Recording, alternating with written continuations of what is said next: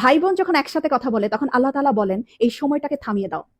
আমি খুব অবাক হয়েছিলাম এই হাদিসটা শুনে। আচ্ছা, ভাই বোন কথা বললে ফেরেশতাদেরকে আল্লাহ কেন সময় থামিয়ে দেওয়ার কথা বলল? পরে যখন ডিটেইল জানলাম তখন খুব কষ্ট লাগলো। ডিটেইলটা ঠিক এরকম ছিল। ভাই বোনের সাথে এই পৃথিবীর পরে আর কখনোই দেখা হবে না। হাসরের ময়দানে না, আখিরাতে না, কিয়ামতের পরে না, জান্নাতে না, জাহান্নামে না, কোথাও না। বাবা মার সাথে দেখা হওয়ার সম্ভাবনা আছে, স্বামী স্ত্রীর সাথেও দেখা হওয়ার সম্ভাবনা আছে, ছেলে মেয়ের সাথেও দেখা হওয়ার সম্ভাবনা আছে, কিন্তু ভাই বোনের সাথে সম্পর্ক শুধুমাত্র এই পৃথিবী পর্যন্তই।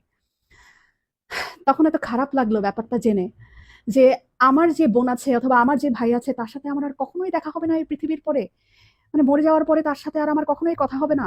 এত ক্ষণস্থায়ী একটা সম্পর্ক আমাদের।